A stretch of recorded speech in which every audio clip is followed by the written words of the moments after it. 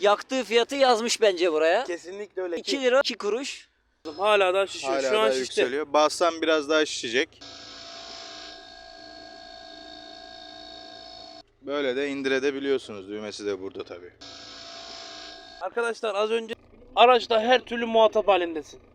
Klima açacaksan muhatap halindesin. Ondan sonra yani kamerasıdır, tavanıdır, sunroofudur, küllük koymasıdır, buzdolabısıdır. Arkadaşlar anlatacak birçok şeyimiz var.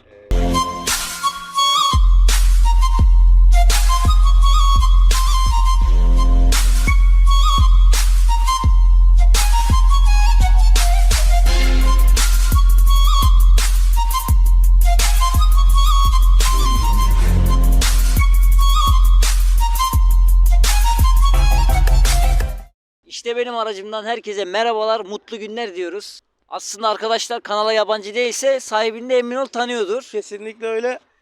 Bizim için çok değerli bir insan. Ya desteklerini kesinlikle son derece de esirgemeyen. Şöyle Süleyman kardeşimizi çağıralım. Ve Aleykümselam diyoruz. Hoş geldin. Sağ olun, teşekkür ederiz. Süleyman Bey nasılsınız? İyi misiniz kardeşim? Çok şükür sizleri sormalı. Sizler nasılsınız? İyi misiniz? Allah'a bin şükür.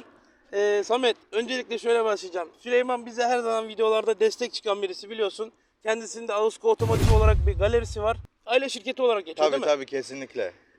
En başta bir önceki videoda hatta sizin çekiminizi yapmıştık. Evet CLK. Şöyle bir şey söylemiştik. Sen demiştin hatta bizim için ilk önce müşteri memnuniyeti. Tabii. Yani hatasızlık önemli. İşte müşterinin benden aldıktan sonra 10 gün sonra gelip şikayete değil de Allah razı olsun çayına gelmesi lazım demiştin. Tabii kesinlikle. Biz Galeri Ağustos olarak bütün müşterilerimizi mağdur etmemek adına özen gösteriyoruz. Efendime söyleyeyim. Bizim araçlarımızda daha önceki videoda da bahsettiğimiz gibi ekspertiz, tramer, kilometre garantili araçlar. Bu zamana kadar Allah'a şükür bir sıkıntı yaşamadık. Yani gönül rahatlığıyla sadece araba için değil hani çaya kahveye, yemeğe, hoş sohbet muhabbete de bekleriz. Bugün öyle bir araçla geldik ki arkadaşlar. Tam olarak bir arkamızda araba değil ev duruyor arkadaşlar. İçinde yok. Telefonundan, televizyonundan tamamıyla VIP döşeme. Evet, arabamız 2009 model bir Mercedes Viano 2.2 motor, dizel bir motora sahip araba. Fabrika çıkışlı VIP dediğimiz gibi. Hususi olarak mı geçiyor, ticari mi? Hususi olarak geçiyor ve Kesinlikle. biz de hususi olarak Bu kullanıyoruz. çok önemli bir detay. Tabii. Öncelikle farlardan başlayalım. Farlarda evet bize halojen farlar karşılar. Mercedes'te alıştığımız bir tasarım. Farların içinde sis farlarımız bulunuyor. Tabii şu en uç kısım sis farıdır. Kısalar, parklar, uzunlar ve sinyaller diye devam edebiliriz. Arkadaşlar önden hoş bir detay yapılmış. Yine Mercedes'lerden alışageldiğimiz ızgaradaki krom detaylar şaşırtmıyor açıkçası. Sileceklerimiz kaput altında gizli değil. Bu şekilde konumlandırılmış. Kadir sesin gitmiyor sanırım.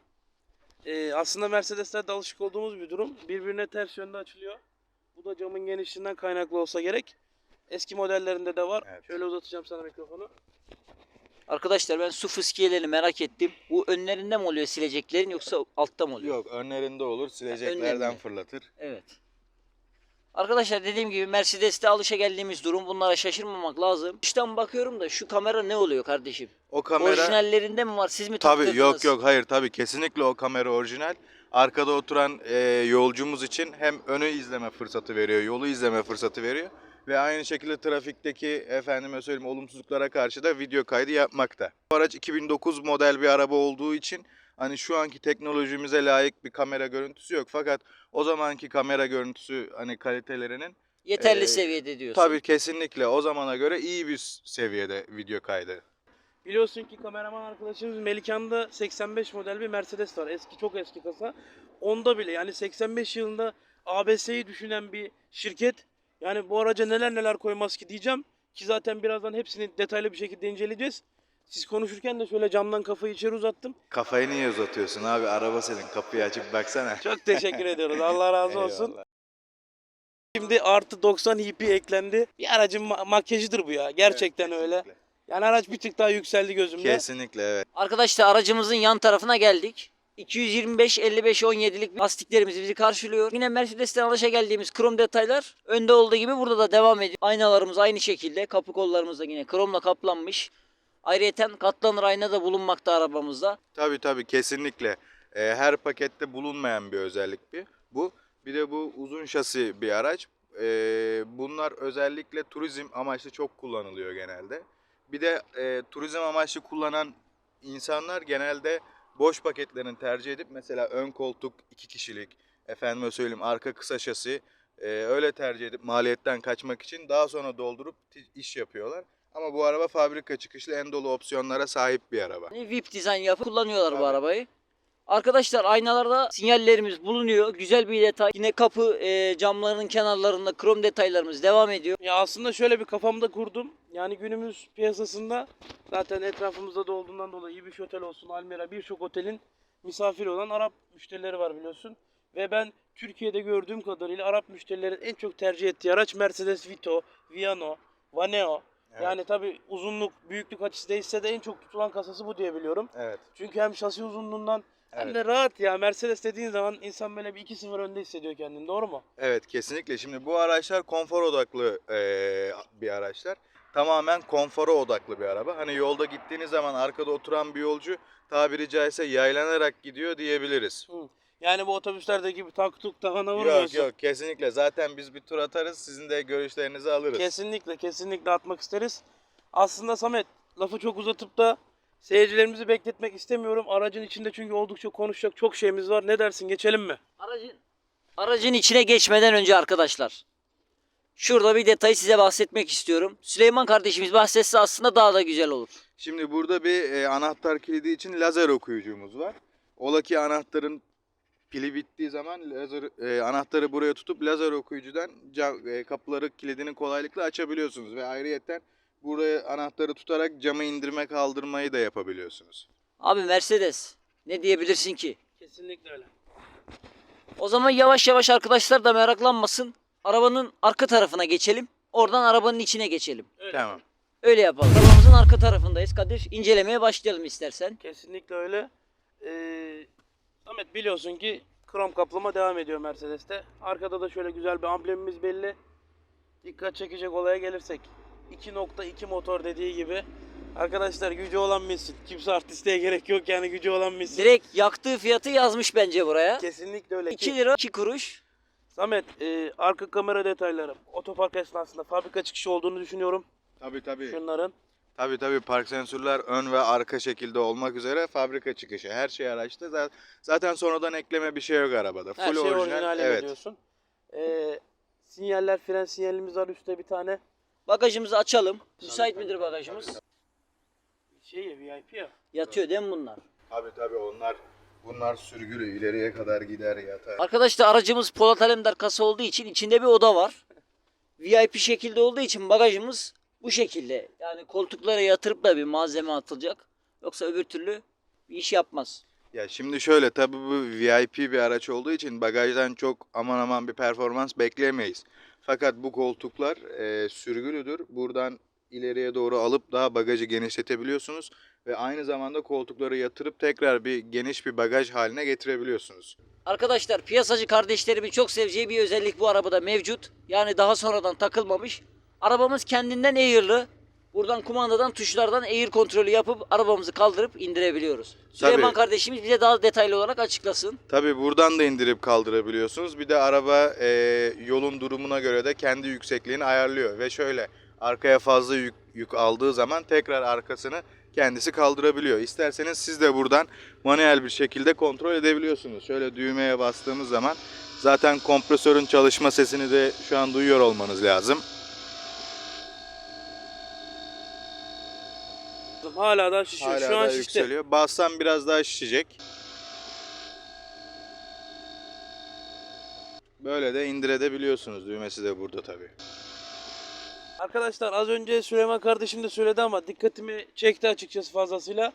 Dedi ki yolda giderken kendi kendini de ayarlayabiliyor. Yani manuel değil, otomatik bir şekilde de arka şişebiliyor, ön kalkabiliyor yani yolun farkına göre. Samet, bagaj dar dedin ama yani VIP araca göre bence oldukça yeterli bir alan ya. Hani çok da bir şey beklememek lazım. Çünkü içeri bildiğim bir ev gibi 4 kişilik bir aile rahatlıkla kamp yapabilir içeride. 3+1 120 metrekare Yani diye tabir kesinlikle edebileceğimiz. fiyatı da ona göre. Zaten bu arabanın arkası komple bagaj. Şimdi öyle düşünebiliriz. Arkası komple bagaj. Buraya da hani yolculuğa çıkarken bir iki valizinizi, bavulunuzu atabilirsiniz. Aracın içinde de bulunuyor fakat bir adet 12 voltluk girişimiz bulunuyor. Ardından arkada bizi hoparlörler karşılıyor. Bagaj kilidi sanırım. Abi niye açıp kapatıyorsun? Tamam, geçelim aracın içine Samo. Evet arkadaşlar, aracın ön tarafına yani şoför mahalline geçmiş bulunmaktayız. Burada sözü açıkçası ben direkt Süleyman kardeşimize uzatacağım çünkü oldukça bilgisi yüksek. Süleyman, bize şu ön kokpitten başlar mısın? Bir otomatik vites şanzımanı bizi karşılamakta. Aynı zamanda burada hız sabitleyicimiz de mevcut. Ve arkadaki hani makam diye hitap ettiğimiz kişiyle iletişim kurabilmek için burada bir telefonumuz mevcut. Bunu aynı şekilde buraya yerleştirdiğimiz zaman şarj alımını kendisi otomatikman yapıyor. Burada ön iki koltuk ısıtmamız mevcut. Arka camın rezidansı mevcuttur. Efendime söyleyeyim, ABS, ESP, arka cam silecek suları vesaire, tabii hepsi burada. Tekrar söyleyeyim, arkaların ışıklandırması yine buradadır. Şu arka kapının otomatik kilidi de buradadır. Basarsanız açılır, basarsanız kapanır. Aynı şekilde yine dijital klima bizi karşılamakta. Buradan arkadaki elektriği kesebilmeniz için bir tuş bulunmakta. Daha sonrasında burada CD yerleştirme yerlerimiz mevcut. Efendime söyleyeyim. Burası yine bildiğimiz gibi eşyalarımızı bırakabileceğimiz bir alan da bizi karşılamakta. Yine tabii sunroof da bizi burada karşılıyor. 3 kademelidir. Yukarı doğru kalkar, arkaya doğru gider ve kapanır. Bu şekilde aracımızın 4 camı da otomatik. Arka camlar tabii ki de kelebek olmak üzere buradan da kontrolünü sağlayabiliyorsunuz. Bu şekilde aracımızın içi full deri döşeme, koltuk ısınma dediğimiz gibi. Tabii direksiyonda yine çeşitli düğmeler mevcut. Burada Mercedes'te alışık olduğumuz çekmeli el freni de mevcut. Bu şekilde arabamızın iç tasarımı ve ön kısım için dizaynı bu şekilde. Evet arkadaşlar, huzurun olduğu yerdeyiz, evdeyiz. 1+1 Viano'muzun içindeyiz. Aracımız zaten oldukça çok söyleyecek şeylerim var. Biraz seni darlatacağım Süleyman. Estağfurullah, buyurun. Az önce video çekilirken şuradaki mobese kamerası dikkatimi çekti. İçerideki algılama sistemi buna mı bağlı? Evet, ön kamerada ön camda bahsettiğimiz kamera buna bağlı. Aynı şekilde buradan şuraya da bağlantı yaparak televizyondan da ön yolu izleyebiliyorsunuz. Peki şunu söyleyeceğim. Dolu paketle alakalı bir durum mu bu cam tavan önlü arkalı sunroof? Tabii bunların hepsi paket. Peki bilmediğimiz ne var bu arabanın içinde bizim gizli özellik olarak? Şimdi gizli özellik değil de normal her şey, arabanın her şeyi ortada. Buradan klimamızı ayarlayabiliyoruz. Açma kapama düğmelerimiz burada mevcut. Efendime söyleyeyim. Aynı şekilde az önce bahsettiğimiz gibi sunroofumuz bu şekilde kapanır, açılır bir durumda. Buradan otomatik kapımızı açıp kapatabiliyoruz. Şu düğmeyle. Aynı şekilde burada kontrol düğmelerimiz, kokpitimiz mevcut. Bahsettiğimiz gibi öndeki şoförle iletişim kurmak için burada bir telefon bulunmakta. Böyle bıraktığınız zaman bu kendisi şarj ediyor. Televizyonumuzun kumandası kontrol için. Burada televizyonu indirmek, şoförle iletişime geçmek için böyle bir düğmemiz de mevcut. Aynı şekilde iç ışıklarımızı aydınlatmamızı açma kapatma düğmelerimiz burada mevcut. Kelebek camımızı açmak için burada bir düğmemiz mevcut. Bunu bu şekilde açıp kapatabiliyorsunuz. Daha sonrasında burada normal evlerde bulunan prizler ve 12 voltluk yine çakmaklık girişi bulunmakta. Burada yine bardaklıklarımız var aynı şekilde. Burada bizi bir buzdolabı karşılamakta. Burada ekranı var. Derecesini ayarlayabiliyorsunuz. Şöyle gösterebiliriz. Evet. Daha sonrasında burada bir masamız çıkmakta. Onu da size gösterebilirim. Şöyle.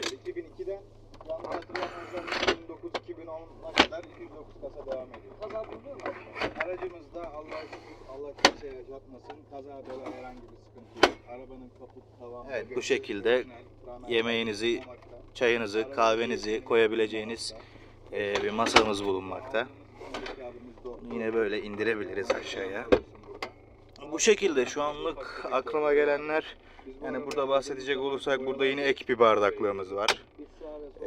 Burada yine bir küllüğümüz mevcut. Burada yine bir göz yapmışlar. Fakat bunun içinde ne konuluyor onu bilmiyorum. İç beyaz aydınlatmalarımız mevcut. Şu anlık gözüme çarpanlar onlar. Buralarda işte elbiselerinizi açmanız için askılıklar mevcut. Asmak için, özür dilerim. Televizyonumuz zaten anlatmaya gerek yok. Videoda bangır bangır bağırıyordur ben buradayım diye. Bu şekilde efendim. Şunu söyleyeceğim, yani şunu anladım ki mesela normal bir araçla karşılaştıracak olursak işte bir aracın normal özelliklerinden nedir? Camını indirirsin, klimasını kontrol edersin, işte direksiyonda tuşlar vardır ama ya bu araçta daha çok ilgimi çeken, araçta her türlü muhatap halindesin. Klima açacaksan muhatap halindesin. Ondan sonra yani kamerasıdır, tavanıdır, sunroofudur, küllük koymasıdır, buzdolabısıdır. Arkadaşlar anlatacak birçok şeyimiz var. Yalnız şunu söylemek istiyorum. Bunu almak isteyen bir aile. Tabii oldukça, şimdi bunu alacak adam yakıtına, gücüne bakmaz da kilometre yakıt olarak nasıl hesaplayabiliriz bunu? Şimdi bunu güncel akaryakıt fiyatlarını göz önünde bulundurursak şehir içinde 2 lira gibi bir 2,5 lirayı bulmayan bir yakıt masrafı var. Öyle söyleyeyim size. Harici uzun yollarda genel olarak kullanıldığı için bu araçlar, uzun yollarda yakıt tabii ki de daha da düşmekte. Anladım. Peki şunu söyleyecek olursak, yani zaten güncel fiyatlarla karşılaştırdığımızda normal bir SUV, taksi veya sedan araçlar 1,5 lira civarı zaten yakıyor. Bu aracın 2 lira 2,5 lira yakması bence birinin çok da aklına takılacak bir fiyat değil. Tabii burada biraz seçim meselesi. Kesinlikle öyle. Evet. Aracın telefonu burada galiba, ikinci telefon, önle muhatap halinde olmak için. Arkadaşlar böyle bir şey yok ya, canın sıkıldı şoförü ara, sohbet et. Doğru mudur? Evet, doğrudur efendim. İçinden yorumlayacaklarımız aslında bu kadar. Şöyle Önlü arkalı sunroof, perdemiz de var. perdeler var, ayrıca üstte sunroofumuz bulunuyor. Araç oldukça şık arkadaşlar. Arkadaşlar biz konuşurken araçta böyle hafif sallantı bile olsa ses alıyor musunuz bilmiyorum ama bize geliyor şu an. Arka airmatikler şu an çalışıyor. Aracın yüksekliğini, alçaklığını ayarlıyor. Evet arkadaşlar, bir de ben buraya oturayım dedim. Kesinlikle öyle. Yolda giderken aracın yol tutuşunu, yol performansını anlamak amacıyla da böyle yolda giderken bir video çekelim dedik sizlere. Yani. Hadi arabanın konforuna diyecek bir şey yok kardeşim. Yani ben az önce bunu söyledim zaten Süleyman kardeşimize. Dedim ki yolda giderken bu otobüslerdeki gibi tak tuk vuruyor mu? Abi dedi airmatik var ya, öyle bir şey olur mu? Yolda gidişteki konforumuza göre ayarlıyor onu. İndirip kaldırabiliyorsun. Mesela ön taraf bir çukura düştü. Herhangi bir süspansiyonda gerilim oluştu. Hemen araba o zaman ön süspansiyonunu kaldırıyor. Hemen kesinlikle. Süleyman kardeşimize de teşekkür ediyoruz. Şu an tur Evet. atıyoruz araçla. Allah razı olsun. Şunu söyleyebiliriz arkadaşlar. İçeride kendinizi evinizden daha rahat hissedebilirsiniz. Bu garip bir his ama kesinlikle öyle. Televizyonunuz, buzdolabınız, her şeyiniz içinde. Samet şu an ne hissediyorsun? Yani ben şu an evde olduğum kadar rahatım. Açıkçası öyle söyleyeyim. Sanki evde koltukta oturuyorum. Bu arada BMW'nin de çekimini yapacağız. Şu an Ağustos Otomotiv'e doğru ilerliyoruz. Ağustos Otomotiv'in birçok aracına çekim yaptık. Kendilerinden Allah razı olsun diyorum çünkü biliyorsun yani Ağustos Otomotiv'e gittim mi evimizdeymiş gibi hissediyorum. Her türlü çekimde yardımcı oluyor. Arkamızdan da BMW'miz geliyor Samet. Arkadaşlar bir sonraki videomuz 330 kup, bilginiz olsun. Kaçırmayın derim Samet. Ne dersin? İzleyin derim. BMW hastalar videoyu sever illaki. Kesinlikle öyle. Spor çünkü. Fakat şunu fark ettim Samet. Ya Süleyman kardeşimizde bence bir hastalık var. Kup hastalığı var. Kup değil de bence bir Mercedes hastalığı var diye düşünüyorum. O kesin. O sevdadan vazgeçemiyor. O kalite hissinden vazgeçemiyor Mercedes'in. Kesinlikle öyle. Zaten Mercedes'i binen adam kolay kolay vazgeçmez. Çünkü o konfor tadını alan bazı insanlar da korkar Mercedes binmekten. Çünkü Mercedes'e sahip çıkmak kolay bir durum değil. Fakat Mercedes'in ambleminin bir anlamı var. Biliyor musun? Havada, karada, suda. Kesinlikle öyle. Yakıtını, yağını, suyunu koy. Dünyayı gez arkadaşlar. Zaten o yuvarlak ambleminde açıklaması bu. Arkadaşlar Mercedes demişken de mahallemizin gururu olan Emrah abimize, Emrah Özkurt abimize selam söylemeden buradan geçemeyiz. Kesinlikle öyle. Bursa Mercedes Team ailesine de bizden selam olsun diyoruz. İşte benim aracım ailesi olarak. Kendisi biliyorsun ki ilk kurulan Mercedes grubu. Babası Emin abimiz, Emin Özkurt abimiz tam bir Mercedes hastası. Vazgeçilemeyecek kadar. Bize de olan desteklerinden dolayı ona ve ailesine teşekkür ediyorum buradan. Selamlarımızı yolluyoruz ona. Arkadaşlar yavaş yavaş Ağızko Otomotiv'in önüne gelmiş bulunuyoruz. Birazdan gireceğiz. Şimdi birazdan ikinci evimiz olarak söyleyebilir miyiz Samet? Allah razı olsun yani bize o duyguyu yaşatıyorlar. Kesinlikle öyle. Şöyle yavaş yavaş girdik. Buradan Çarşı Otomotiv'e de selam yollayalım Samet. Biliyorsun ki bir araç Evet, aldık, satışını yaptık. Doblo'yu da oradan aldık. Selam yollayalım onlara da. Ağızko Otomotiv'in önündeyiz. Ağızko Otomotiv gururla sunar. Bu videonun kapanışını galerinin önünde yapmak isteriz eğer müsaade Tabii edersen. ki tabii ki dükkan sizin. Bize zaman ayırdığı için çok teşekkür ediyorum. Bir sonraki Mercedes videosunda kesinlikle görüşmek üzere. Şöyle zaten biliyorsunuz ki ikinci evimiz olarak adadık burayı. Ağızko Otomotiv'deyiz. Süleyman kardeşim de zaten ticarette, temizliğe çok önem veren birisi. O zaman ne diyoruz Samet? Arkadaşlar artık yavaş yavaş bitirelim. Bizleri izlemeyi, kanalımıza abone olmayı, videolarımıza like atmayı unutmayın diyoruz. Bir şey daha söyleyeceğim. Şimdi bu sizin sözünüz olduğu için söylüyorum. Onaylı mı? Onaylı mı arkadaşlar? Aslında bunu biz söyleriz eyvallah da seyircilerimiz hakkını verecektir. Samet ne diyorsun? Fazlasıyla onaylı bence. Şöyle bakalım. Arkadaşlar önden de arkadan da onaylı. Kesinlikle. İşte benim aracım.